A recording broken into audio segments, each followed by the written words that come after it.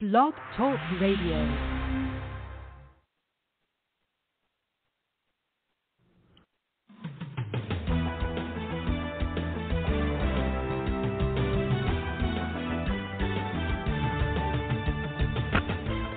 Fulfill Radio, a voice you can trust. Broadcasting live presents Two Guys and a Bible with Don Preston and William Bell. Join us each week at 7 p.m. Eastern, 6 p.m. Central as we bring you exciting, sound, challenging, and comforting messages regarding the end times. Thank you for tuning in today. Don Preston is the founder of Preterist Research Institute, or PRI. Don is a prolific author, having written and published 19 books, a host of audio and DVD studies, and is a debater and defender of the full preterist view. His websites are BibleProphecy.com, Eschatology.org, and DonKPreston.com. William Bell is the founder of AllThingsFulfilled.com Ministries and has a website bearing the same name, and has authored 3 books, audios, and DVDs. He has published hundreds of articles and recordings. And now, ladies and gentlemen, welcome to Two Guys and a Bible broadcast with Don Preston and William Bell.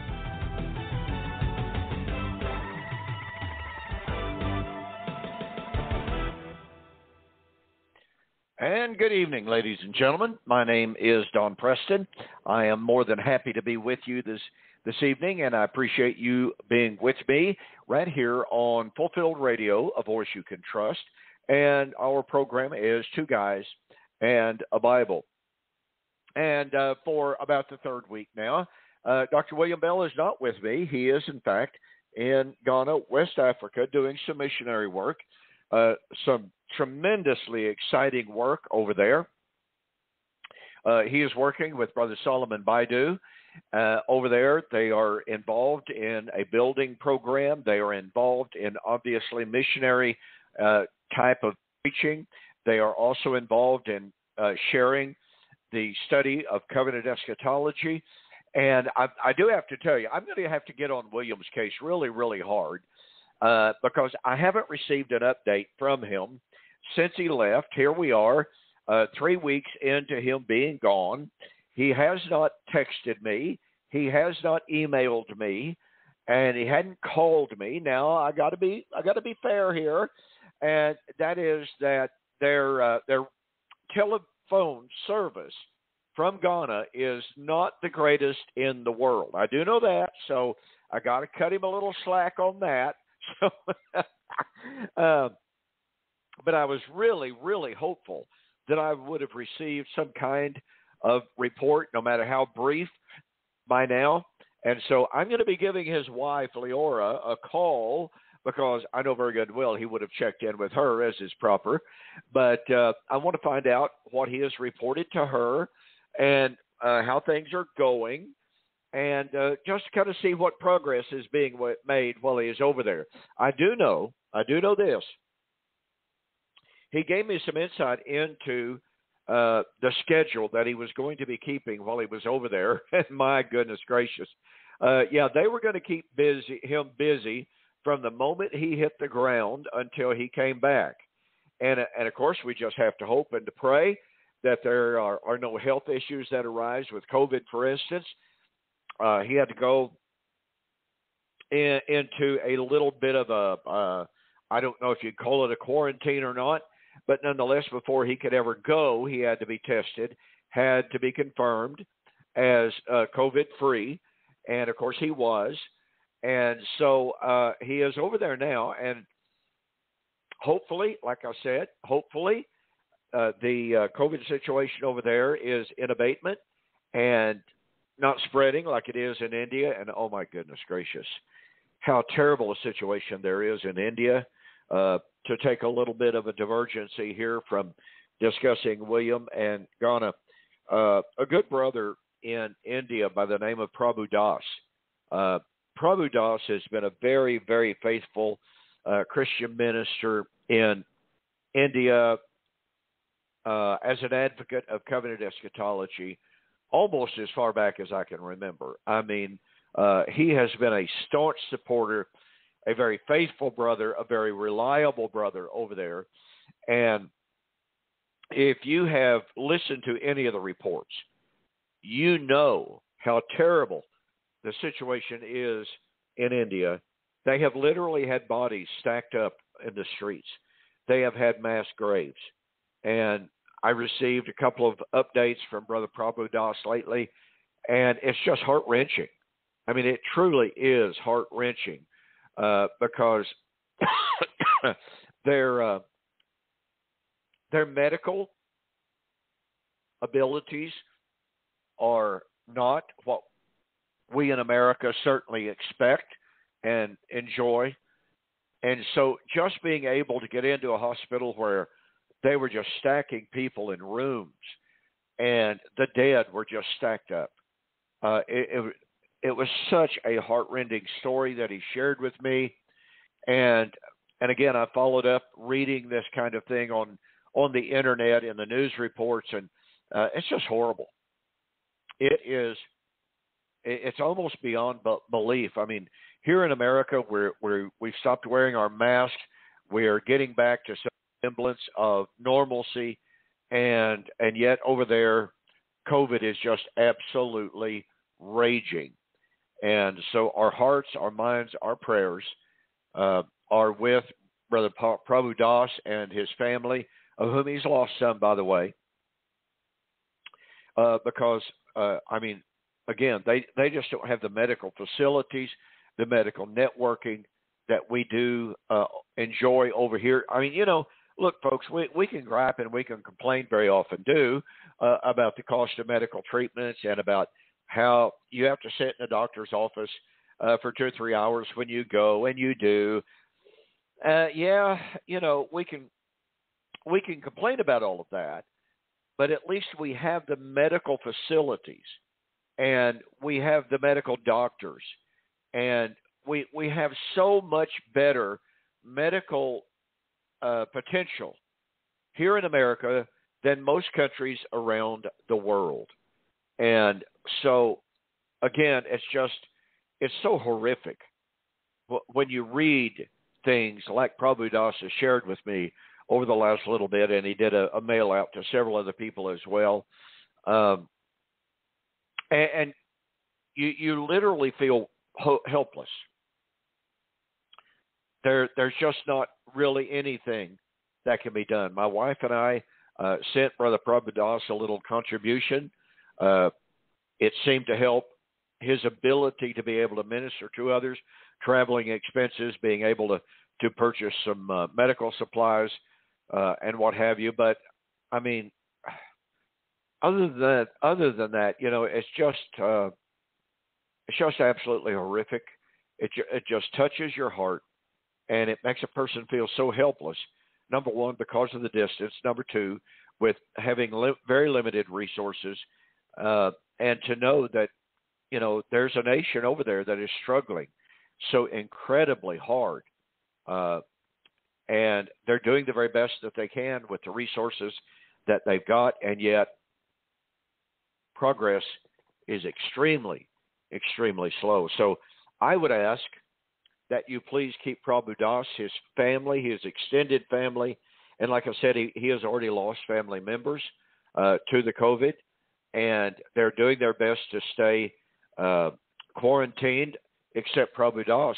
He is traveling around to his family, trying to minister, trying to take care of them to the very best that he can. And so obviously putting himself in danger and, you know, contracting the disease. And we just have to hope and pray that he remains somewhat healthy, that he doesn't just reach the point of exhaustion to where his own personal resistance is worn down, and that he catches the disease and passes away. So like I said, it's a very horrific situation over there in India, and I would like to ask that you please keep Prabhu Das and his family and his extended family in your prayers. And if you have a desire to help out financially, then contact me. I'll be happy to let you know how my wife and I supported him in our own limited way, and you can do the same. All right? Well, with that said, things over there in Ghana, as I have already mentioned, William is involved in a tremendous Tremendous work over there. And we just hope and pray. We bid him Godspeed while he is over there. And we know that he will work diligently. He'll do anything that needs to be done. He will, without any doubt whatsoever, be worn, right down to the nubbin when he gets back. He'll probably need a couple of days to do absolutely nothing but rest because, after all, you got the jet lag, and boy, that is real, and it's awful.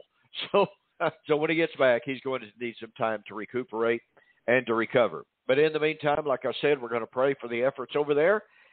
We trust that he will be doing a fantastic job, as he always does, and we can't wait. I cannot wait for William to get back and to give us a report on how things went while he is over there in Ghana, West Africa, with all of the things that they had planned for him, with all of the plans that they had made to begin a building program and a project, with so many different things that they've got going on, with Bible studies that they have scheduled with some leaders of the communities and what have you. So I just suspect that William is going to have a tremendous amount to share with us when he gets back, when he feels like sharing and coming back on the program. So we're going to very, very much be looking forward to getting William back into the States so that he can give us a report. Well, with all of that said, I want to get back into Zechariah chapter 6 and continue our study of the Messianic Temple. Now, I've been sharing with you some thoughts on what took place in Zechariah 6 and 13, that really what happened there had to be, for the people who witnessed it, the people who understood the culture, understood the scriptures, understood their context, what the Lord said to Joshua and about Joshua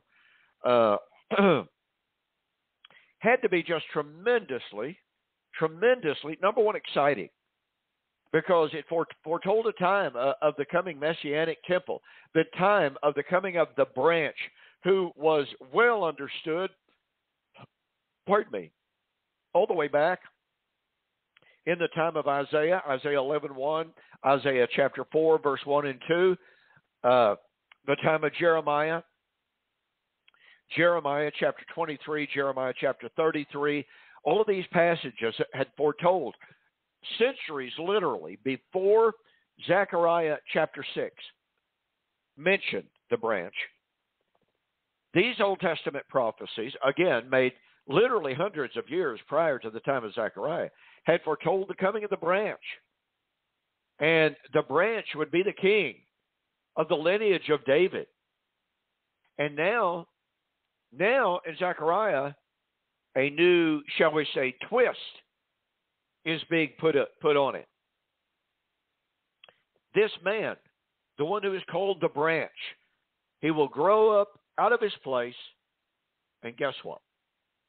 He shall be king. Okay, that's granted. We know that the branch is of the lineage of David, of the line of Jesse. We already know that, people might have said. But now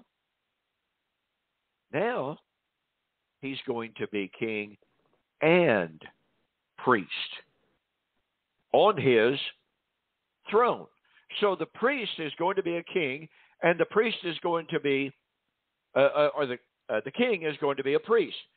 Like I said last week, folks, and I got to go over some territory here once again to bring us up to speed before we jump over to see if I could offer a little bit of an explanation for this. Because this passage is, when one follows the Tanakh, when one follows the law of Moses in Exodus, Leviticus, Numbers, Deuteronomy, there is simply no genealogical justification for saying that Joshua, number one, it's not going to be Joshua, because Joshua is a high priest. He is of the tribe of Levi.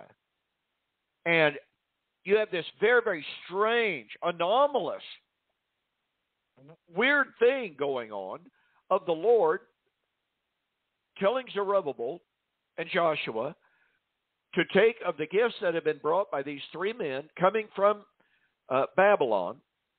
They're coming back to Jerusalem to aid with the reconstruction of the temple, and they're bringing their gold, their silver, their precious stones, and what have you, okay? And they are told, Joshua is told to take this gold, silver, and these precious jewels and to make a royal crown and to put it on the head of Joshua. Well, once again, folks, and again, I understand this is repetition, but we have to understand how incredible of a scene this really is. Because there has never been a time in which there has been a priest who is the king. Now, during the intertestamental period of time, you had Hyrcanus, who was kind of labeled as this and that and the other. Some Jews considered him a high priest, but he wasn't, not in a genealogically confirmed sense, and he was certainly not a prophet, and he certainly was not a king.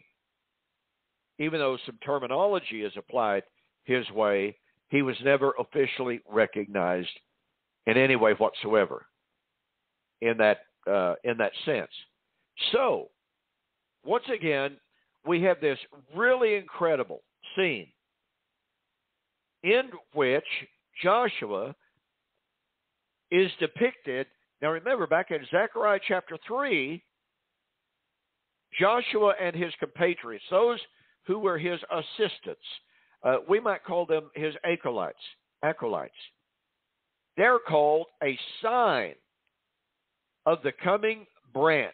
They are pointing forward, not to Joshua, because he's part of the sign. But Joshua and his compatriots are a sign of the coming branch who would build the temple of the Lord. Now, keep in mind, folks, that Zechariah is there in Jerusalem to urge the people to get back to work so that they can finish the building, and they do. They finish the temple, and the temple is dedicated. So, and by the way, the temple had already been under construction for a good little bit. So it's not as if Joshua is responsible for raising a temple from the foundation up. Not that at all. No, remember, he is a sign of the one who is coming, who would build the temple. And this one who is coming, this branch who was coming, would be what Joshua could not be in the legal definition, and that is because he's of the tribe of Levi, he cannot be of the lineage of David. I mean, you've got two separate tribes here, two separate lineages, two separate family lines. Joshua cannot be both. He cannot be. Well, of course, some people want to say, well, then Jesus could not be king and priest on his throne. Well, as a matter of fact, if you're talking from the strictly legalistic perspective of Torah, then guess what? You're right. The writer of Hebrews makes it plain in Hebrews chapter 8, verse 4, if he, that is Christ, were on earth, he could not be a priest after the order of Levi. Seeing that they're priests who serve, by the way, that's in present tense, according to the law, which, by the way, tells us they were still observing the law when Hebrews was written. So it would have been unlawful for Christ to be a priest in the temple at Jerusalem. Why? Well, because the law forbade it. Now, if the law had been abrogated at the cross, as we are so often told, then it would not have been unlawful for Christ to serve in the temple because the law was no longer in effect. But the writer makes it a point of saying he could not be a priest on earth, seeing that there are priests who minister according to the law. They're obeying the law. They're Levites. They're authorized. Christ was not. And the normal response to that is to say, well, it's not that the law was still in effect. It's just like, rather, that the priests there in Jerusalem would not allow him to do so. Well, that's not what the text says. He could not be a priest on earth, seeing that there are priests who minister according to the law. It's all about the law, and it's all about what the law says, not what about men would think, not what about men might say or do even. No. The writer's entire point is Christ could not serve as priest on earth because of the law, because of what the law said. The law forbade anyone who is not of the tribe of Levi, of the Aaronic lineage, could not or would not allow anyone to serve there. So you have this conundrum. You have this real issue that in Zechariah chapter 6 and verse 13, you have the depiction of a man who has been explicitly said to be a sign of the coming branch. And that branch would build the temple. That branch would be both king and priest on the throne. So how in the world do we fully explain this? How do we harmonize the fact that Christ came into a world dominated by the law, controlled and ruled by the law? And he came into a world and he said, do not think that I came to destroy the law or the prophets. I did not come to destroy, but to fulfill, which means he came to fulfill the law and the prophets. It's, an elliptical statement. So anyway, Christ was an observer of Torah. He never, on any of his trips to Jerusalem, attempted to go into the temple and serve in that old covenant temple. Now that ought to tell us something within itself. Although he was there, and although he commanded other people to keep the law. If you remember in Luke chapter 19, when he was approached by 10 lepers and asked them, what would you have me to do? And they said, Lord, you need to heal us. And Jesus said, be clean. Now go into Jerusalem, show yourself to the priest, and offer the sacrifices that are appropriate to the situation. And you have to go back to the book of Leviticus to see the laws of cleansing from leprosy in order to understand what Jesus was commanding there. Point of fact is, he was observing the law. He was commanding observance of the law. But of course, he never, ever, ever attempted to go to the temple himself and to offer a sacrifice. Any sacrifice that was reserved for the priest to make. No, he didn't do that. Why? Well, because he knew that he couldn't offer any sacrifice in the temple according to the law, because he was not of the Levitical priesthood. So Jesus' own actions during this entire period of time tell us that he was an observer of the law, and that's exactly what Hebrews chapter 8, verse 4 is affirming. If he were on earth, he could not be a priest, he could not serve as priest, seeing there are priests who serve according to the law.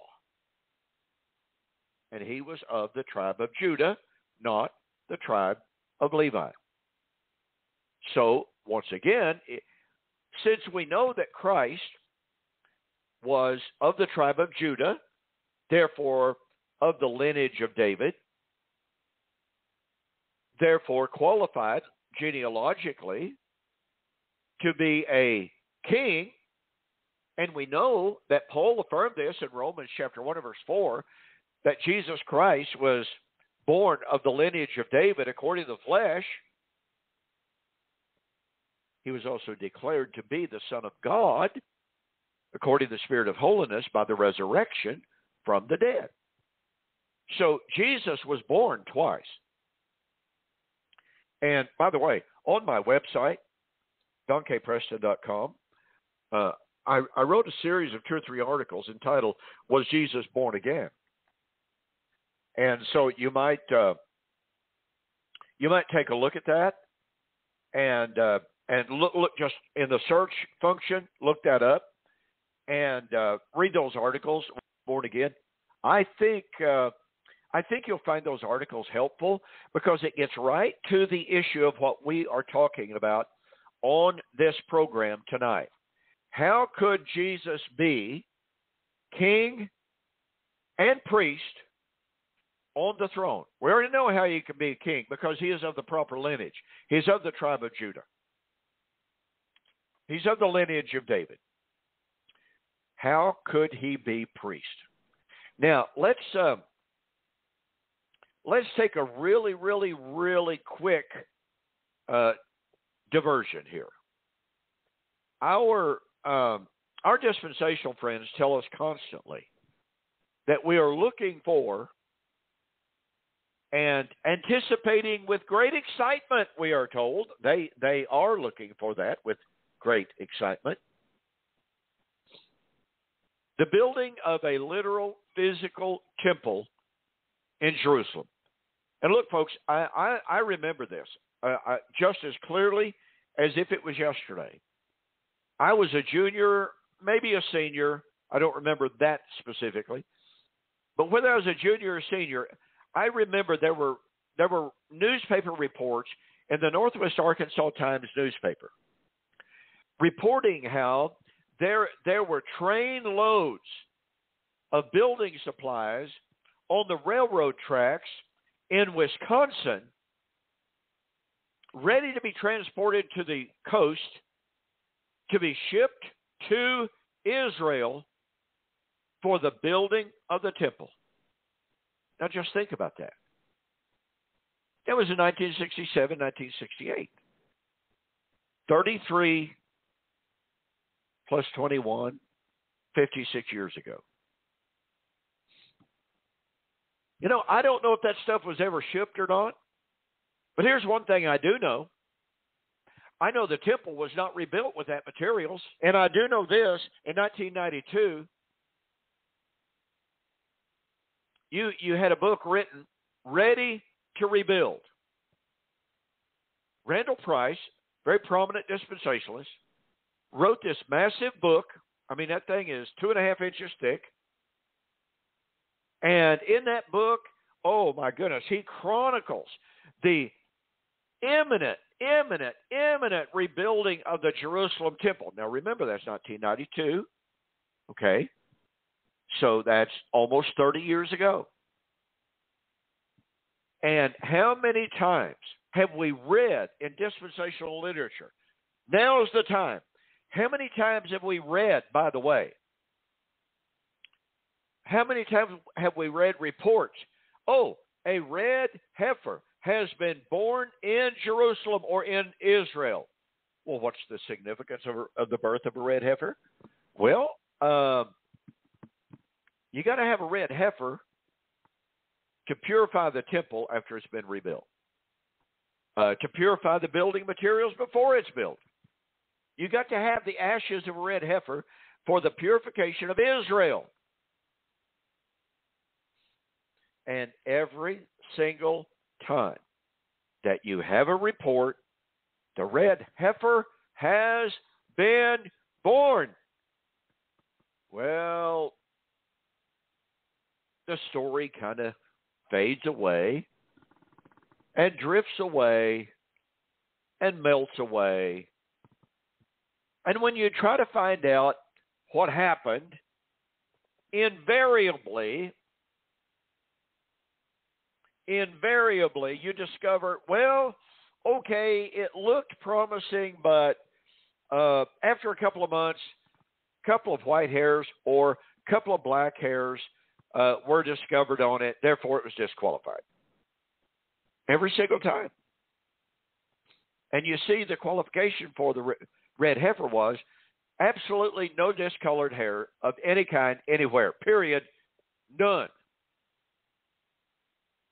And I cannot tell you how many times it has been claimed that the red heifer has been born, has been discovered. Therefore, folks, that means the rebuilding of the physical temple is just around the corner. We're near the end. And nothing happens. And even though they have the Jerusalem Temple Institute over there, don't let anyone tell you that they're any closer to rebuilding the Jerusalem Temple today than they were 50 years ago, or 30 or 40. They're not. It doesn't matter how much building material they might, stockpile. There's that additional problem of, guess what? The Dome of the Rock. And there are just a couple of Arabs and Muslims that might object to the building of a temple, which would demand the removal of the Dome of the Rock. Well, then there's this other problem. And that's the problem of the priesthood. Now, I am well aware of the fact that they claim that they have genealogically confirmed. Now, I should rephrase that.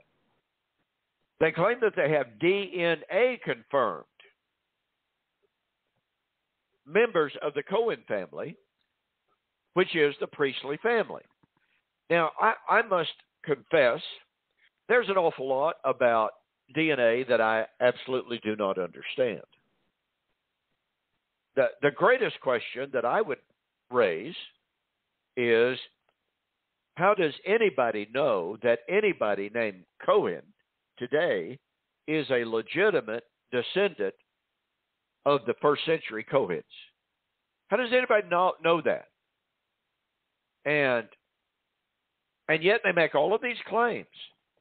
Well, the issue is, and still remains, to go back to the book of Ezekiel that we spent a lot of time on discussing the Messianic Temple. The priest that is in the book of Ezekiel is of the Zadokite line, which is the Levitical and Aaronic line. Now, folks, that means if you're going to have a Messianic temple overseen by a high priest of the tribe or of the Zadokite line, of the Levitical lineage, then guess what? The law of Moses is in effect.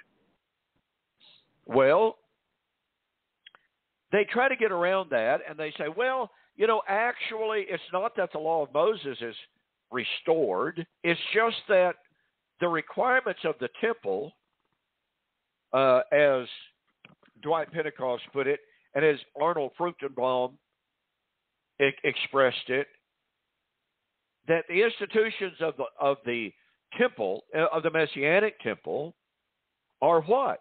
Well, they're strangely similar to the law of Moses. Oh, but they're not the same. Well, I don't know where you see the distinctions. You're not going to get the distinctions out of the book of Ezekiel. You're just not. And so the book of Ezekiel sets forth the priest over this supposed Messianic temple as being of the Zadokite, i.e. Levitical, i.e. Aaronic priesthood. Well, if that's being the case, then the law of Moses is in effect in the Messianic temple. But wait a minute, folks, we got a problem. I thought Jesus was to be the builder of the Messianic temple, and I thought Jesus, was to be king and priest on his throne. Serving from where? The temple. But wait, if the law of Moses is reinstituted, then Christ cannot be a priest on earth, which is where the Messianic Temple is. Folks, do you see the problem here? On the one hand, our dispensational friends say, oh yeah, Jesus is king and priest over the Messianic Temple in Jerusalem as the high priest. That had to be of the tribe of Levi. But wait, if the law of Moses is restored, it is evident that Christ cannot serve as a priest on earth, seeing that there are priests who minister according to the law. So if the law is in effect in the Messianic Temple, Christ cannot be in the proposed dispensational Messianic Temple. Now, I don't care how you slice it. I don't care how you dice it. I don't care what twist you put on it, ladies and gentlemen. This is a serious, serious difficulty for the dispensational paradigm. So we are back to the question, how then could Christ be a priest? Now, we go to Hebrews. And to me, Hebrews is the entire key to understanding Zechariah chapter 6 and verse 13. Because whereas Zechariah chapter 6 and verse 13 confronts us with this conundrum about king and priest, i.e. two different genealogical families, that is, Judah and Levi, one authorized to be a priest, the other not authorized to be priest, one authorized to be king, the other not authorized to be king, and yet Zechariah chapter 6 and verse 13 conflates the two on one throne at the same time in the Messianic Temple. This is a huge, huge conundrum. And like I said, Hebrews chapter 5 through 8 offers us what is the only solution that I know of for this conundrum. And let me tell you a little bit of an anecdote before leading directly into Hebrews chapter 5. And if you have your Bible, you might want to be turning there, okay? About 3 weeks ago, I was in an internet discussion / debate with a Church of Christ minister. He's often very acerbic. He's often very caustic and sarcastic and what have you. And we were talking about the priesthood. And he said, your problem, Preston, is you have two priesthoods, conflicting priesthoods going on at the same time. You have two priesthoods going on earth. And he said, that is absolutely impossible. He said, you cannot have Christ serving as a priest while he is on earth. And I said, I must confess to you, I sat there and I read that comment and I thought, here is a guy who in other situations, and by the way, he's a lawyer. So you would think that he would have the logical acumen, the mental acuity to think through his arguments a little more carefully. But I guess he just gets caught up, as it were, in the heat of the moment. And he just has this tendency, and I know what's happening to a certain extent. He is spouting traditional Church of Christ arguments that have been used against dispensationalists. Well, the arguments have a certain degree of validity, as I've just shared with you. If Christ were on earth and serving in a Messianic temple in which and under which the law of Moses has been restored, then guess what, folks? Christ can't serve as a priest on earth. If the law of Moses is in effect, Christ can't be a priest on earth. in the temple. Just can't be done. So anyway, this minister, being used to dealing with dispensationalists and spouting the argument, which is a true argument, if Christ were on earth, he could not serve in the temple, seeing that they're priests who minister according to the law. He thought he had me trapped. And he says, Preston, see, Hebrews chapter 4 says Christ could not serve as a priest on earth. And he says, you need to show us where Christ ever served as a priest while he was on earth. Responded by asking, point number one, was Christ serving as a high priest when he offered himself as a sacrifice on the cross? Number two, was he on earth? I wasn't trying to be facetious. I needed to get this fellow to think a little bit. Was he on earth serving as a priest when he offered himself as a sacrifice? Number three, of what priesthood was Jesus serving in or as? Well, you see, he knew he could not say, oh, well, Jesus was serving as high priest of the Aaronic priesthood, because he knows that genealogically that was false.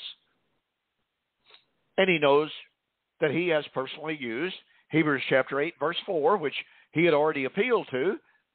He knew he couldn't appeal to Hebrews chapter 8, verse 4. And so as I pointed out,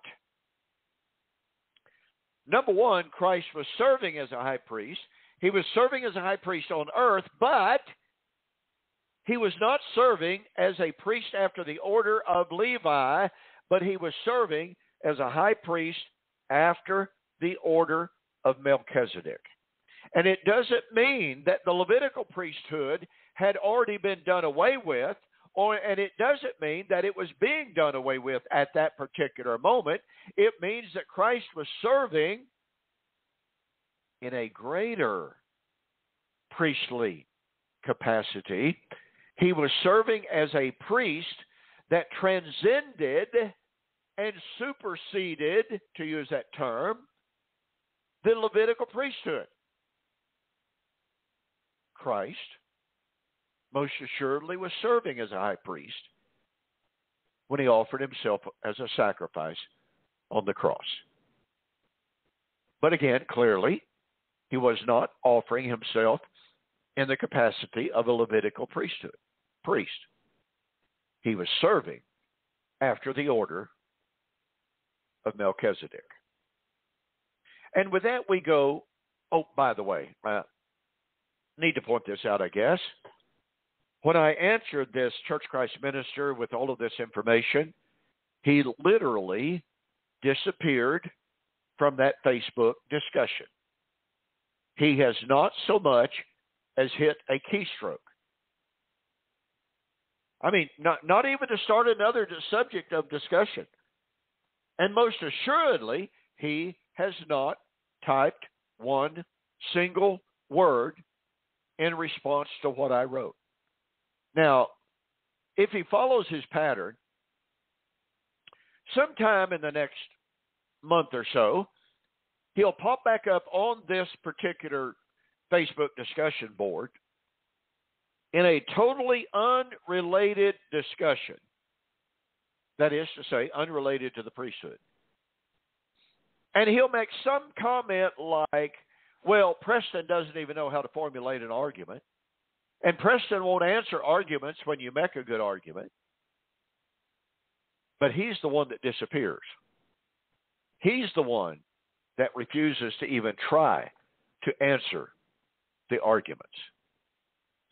So with that said, when I pointed out that Christ was serving after the order of Melchizedek, which is a greater priesthood than Aaron, a greater priesthood than Levi, That's when he left. So let's spend some time, and over the next week or so, I'm going to spend more time in Hebrews chapter 5, 6, 7, and into chapter 8, because this is all related to the priesthood of Christ, how Christ could be a priest on earth and not violate Torah. He could be a priest on earth because he was serving in a greater priesthood whose very nature is ultimately a heavenly ministry, as we shall see in Hebrews chapter 8, verse 1 and 2. But nonetheless, that does not negate the fact that he could serve on earth in that priesthood, and that he did serve in that capacity of a priest to offer himself while he was on earth on the cross. So, Hebrews chapter 5. Every high priest is taken from among men, is appointed for men in things pertaining to God, that he may offer both gifts and sacrifices for sin. He can have compassion on those who are ignorant and who are gone astray, since he himself is also beset by weakness. Because of this, he is required, as for the people, so also for himself, to offer for sins. And no man takes this honor to himself, but the one who is called by God, just as Aaron was. Okay? Christ is a priest. He did not anoint himself as a priest, just like Aaron was a priest, did not anoint himself, did not choose himself as a priest, but Christ did not glorify himself to become high priest. But it was he who said to him, "You are my son. Today I have begotten you." Now, at this point, ladies and gentlemen, it's really, really, really important to understand the relationship between sonship and priesthood. Okay? Now, mind you, under the old law, the sons of Levi and the sons of Aaron, the Levitical priesthood, they were most assuredly sons of God. No question about it. But the priesthood takes on a different nuance. All Israelites were considered, quote, sons of God. But again, the priesthood is a very distinctive honor, a very distinctive privilege. And remember, the writer of Hebrews says, men do not appoint themselves to be priests. They're appointed by God. Jesus was chosen, and he was chosen by the one who said, "You are my son, this day have I begotten thee."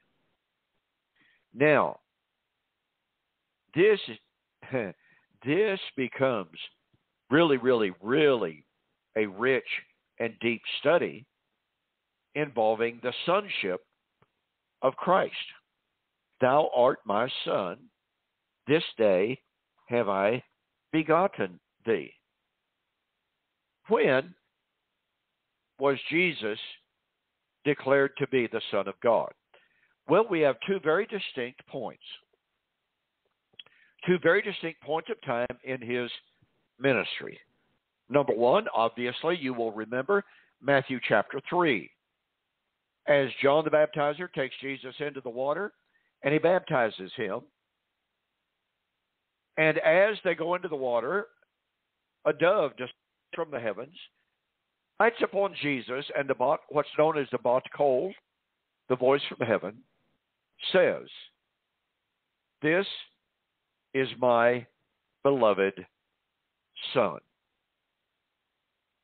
So Jesus was declared to be the Son of God right there at that time as he began his ministry. Now, the one who said, "You are my son, this day have I begotten thee," is the same one who said, This is my beloved Son in whom I am well pleased. Does that not tell us? And by the way, I would point out, there are some scholars who have taken this position. Does not the fact that Matthew chapter 3 records the Both-Kol, the voice of God from heaven, speaking about Jesus, saying, "This is my beloved Son in whom I am well pleased," does that not, on some level, tell us that on that day he was being anointed as high priest? Obviously not of the Levitical priesthood, right? Clearly so, but of the Melchizedekan priesthood. Because he was a high priest, he could offer himself, therefore, on the cross, serving as high priest. I've been gathering information, and I've been gathering quotes, I've been gathering references on this entire concept of Christ being a priest while he was on earth during his ministry. And it is absolutely intriguing. Now, one of the reasons that it is intriguing is because of its polemic value. I just have to be really, really honest with you. Because one of the arguments that is so commonly offered against Jesus being or against covenant eschatology, I should say, is that, well, you guys have Jesus being a priest, and you have the Levites being a priest, and you have two priests being in effect, priesthoods being in effect at the very, very same time, and that you can't have two laws in effect at the same time. Well, let me tell you something, folks. I want you to consider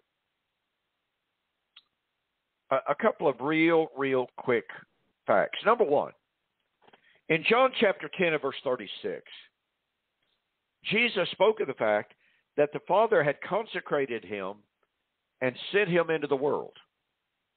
That word, consecrated, is kind of a technical word from the Septuagint that was used, guess what, for the consecration of priests, according to Leviticus chapter 8 and verse 12.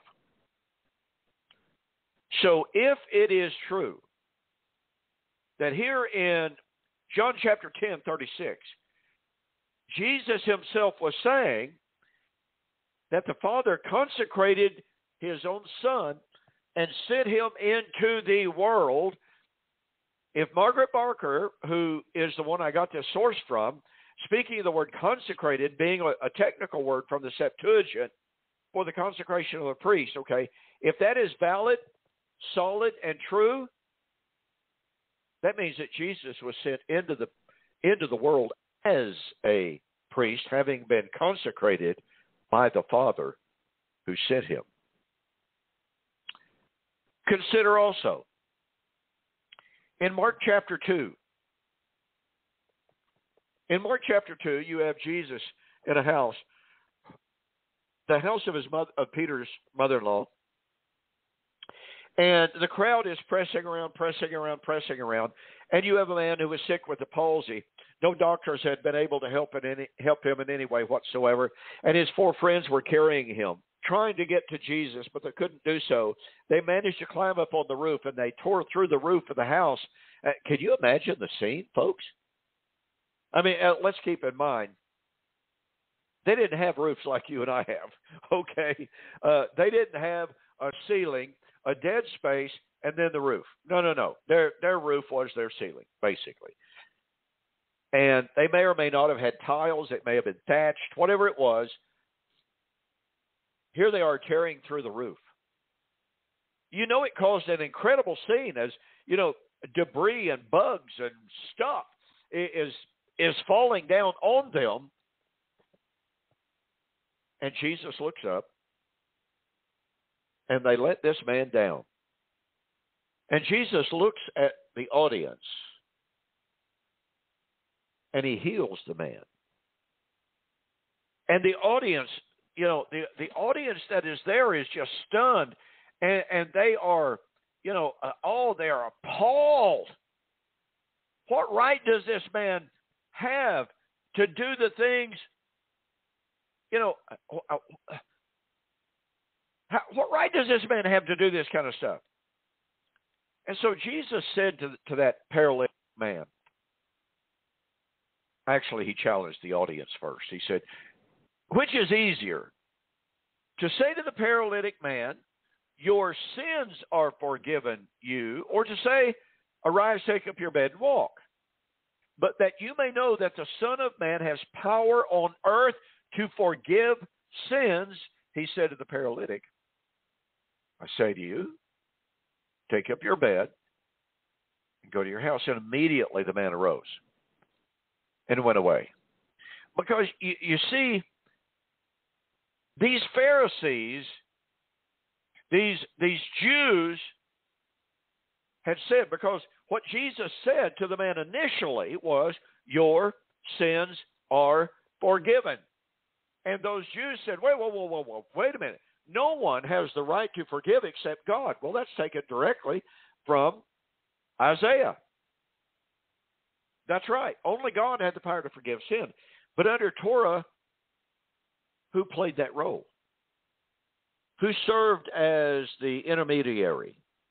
Who served as the mediator? Who served as the one to offer sacrifice to forgive sin? Priest.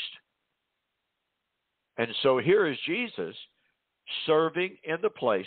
And look, he's not only asserting his authority, the authority of Yahweh himself, he is asserting his priestly authority. And, on it goes. Some scholars have said, by the way, that Jesus' prayer in John chapter 17 contains high priestly language from the liturgy of the high priest under the law. And so, you've got what we have here is we have these points. We have these issues in the life of Jesus. We have the language that Jesus used from the very, very earliest of his ministry. I mean, after all, Mark chapter 2 is pretty early in his ministry, in which Jesus was setting himself forth as a priest. He has been declared to be the Son of God at his baptism.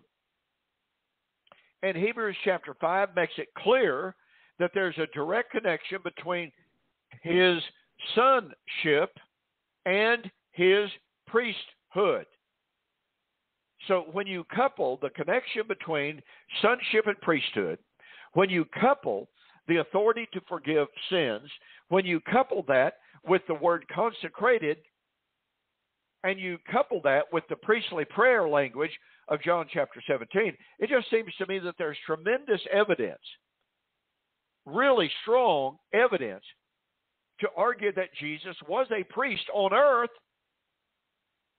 before he ever offered himself on the cross. And that being true, yes, there were two priesthoods in effect at the same time. That, folks, is an incredible power, or has incredible power. Well, I'm out of time for this evening. I want to thank you so very, very much for joining me this evening on Two Guys and a Bible on Fulfilled Radio, a voice you can trust. And with that, I'm going to say good night. God bless. Thank you for joining the Two Guys and a Bible radio broadcast. On behalf of Don Preston and myself, we'd like to say have a very pleasant day, and may God bless. Until next time, we'll see you on Fulfill Radio, a voice you can trust.